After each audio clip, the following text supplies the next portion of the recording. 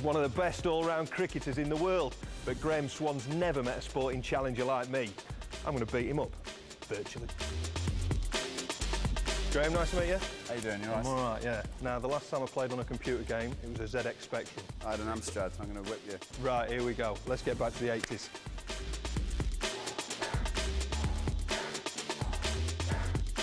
Oh, he's taking it down. Well played, that man. Well done, sir. Well played, sir. Sorry about that. Anytime. Like a little Danny Dyer, doesn't he? Oh, I've had that before. Yeah, I thought you put up a good fight in that table tennis. That was my third game of the day, so I had a bit of an unfair advantage. I pulled my shoulder out near the end. Well, you're winning at this, the Xbox. You're winning with the England cricket team, but your football team, mid-table mediocrity, Newcastle United. I'll be more than happy with mid-table mediocrity, as long as it is mid-table this year.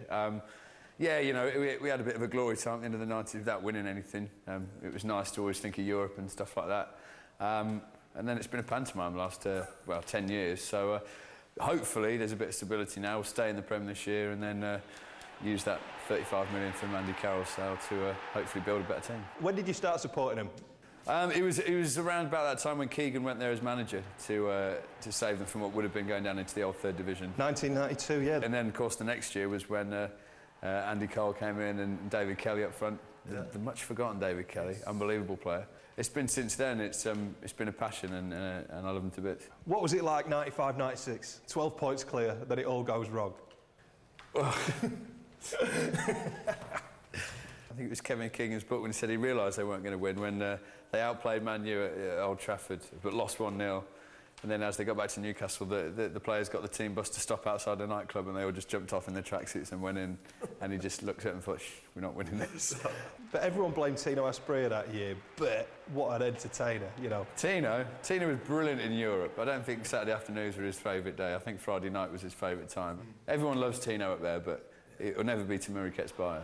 He's my favourite. Oh, booting the old advertising audience. What a man. Brilliant. I wonder how his foot is. That must have... I remember you writing a newspaper column when Chris Hughton got sacked. Are you still pretty angry about the situation? It wasn't that I'm angry about it. It was just, I thought it was ridiculous. We were doing really well. He got us promoted, everyone playing for him. I didn't agree with it. I still don't. But you also said, why bring in a manager, Alan Pardew, who used to play Hayden Mullins and Marlon Harewood, instead of Carlos Tevez and Javier Mascherano? It was a damn good point. Well, yeah. I mean, I don't think he's done a bad job, Pardew, to be honest, since he's been there. But I think a lot of the work was done beforehand. You're a left-back, aren't you? Yeah. That's what you were as a kid. Solid left foot. I still say I could have played in the Prem, but... yeah, the chance never came. Because I've also heard you weren't that good. No, my attributes, good work rate, good engine, they call it. I was brilliant on corners.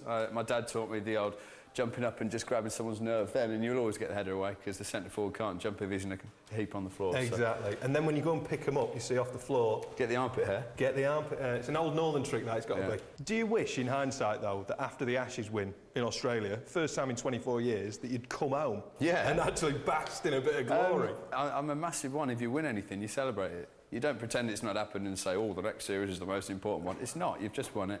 You celebrate. And I think as soon as the sun comes out, we should have probably a two-day bank holiday. It's more important than the royal wedding. Thank you for ending 24 years of her in Australia. A personal thanks. That's brilliant. No worries. Thank you ever so much. Especially from a Yorkshireman.